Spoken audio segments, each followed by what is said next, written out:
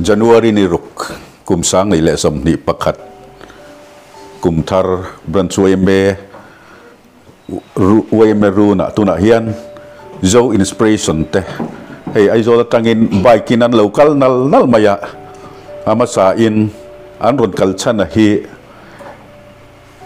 thil dang ni lawin zo inspiration ina an na tho hi chu tran pui ngai te tran pui lali suwa na tho ron chun jom zel tur te jinga mi an nia an ma ni kal tlang hian veng tam tak le kho tam taka dam na hi chang an lo om to ni ama sa in zo inspiration te nen ayan lom thu kan soi lo thei lawa hei tun chu ma po hian hi marchi ho ma hian purin oma van doya wanga amita te enge mo sok tuarin tran pui ngai ani ama hian sum le pai eng ma nei ani khan lo ni ma tang hi chuan ama hi ai pai na boral san to anu hian boral san to boka i nikum maya khan tiang chuan enga mo chena van lai tla ang ni na te po a oma he tianga atak sa ar sat na te an lo to le tak zela chuan ti chuan zo no hen mar si hom a oma evangelist hulian a changte en kol na nuaya hian team thadak tak te pon lo chuak to a tuna hian hei hi pu hulian na anita marchi homa an speaker ber anita ni chuan abulami hei tak hi purin oma zo inspiration ina tuna anron di tran pui na anron pek tum tak ka chu anita ni kanu bo bal nu kan kanu ne chawa mi kan dia ka khoi har the em ma jana hian tikhan zu te ka kan in chho ve a just jan khachu ka kho har lut tu ka kum PWD office bulkat khelna khuan ka leng phe chu mi jan phe chon ka in kai zu in mi chon an che ve thiam thawang ngei thu thian kan chaw ni kan chaw ngoi ngai kan che pe lo zo ka ngei thut lai kha ni a kami kan leng kat khel ke en kha ka khel lowa ke chung ka khel ngai lem lawa ka service parte atia ka pen ve china banghian kanu hi electrica PO ni na thoka i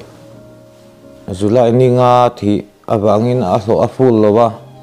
a hlo full lo hi bon la ta che min te chumi ka azan chu ni ta chu ka en pe to lo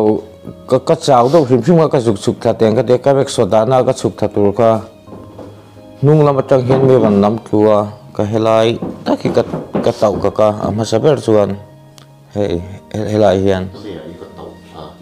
lunga o chuan khami ka mai hian ka hiat thei dam ber chuan ka mai hian min ron pet chun zom ngal nin ka sia chuan ani de mo imi ta thia tisina suo ken pati kha mani shekhe chuo ke a she the imi tai feke tin nge om nang man a phu a muthi chat he ka mu che ni mai atu ka po mo abung phui do ti vek tho tu tian chuan an te chuang am po kha ni lo hrim mel khamo a za thak jok nia pima moi he mi lung lei special doctor khan kamit khan keu china mit tak chu a chelo ni in ka sia I mu theyam mi tia ka mu thei mio bang khan mu thei ka ti me a tian mi che kau sakta ni chun amai bo chu helama kan ti thei tok chu khol te kan nei thalawa tia zai ngai chu nga yang atia mo kapieta puisa ka nei silo min zai sak thei mai lo mi ka tia mà sẽ tiền ngày nó bắt ổn lâu nè mình sao xuân dâm lâu em mày với nia pathian in kan tum na te kan in room man na te ni zan lama tangin kan lo in room mana pathian in tluang takin lunglei minon shuai thlenga dar level ning kan shia kan thlen khatro tluang kan lo thlenga chuanin chuminua ti hen rem ro na te kan an neya I lom takin kan in hlan don din kan shia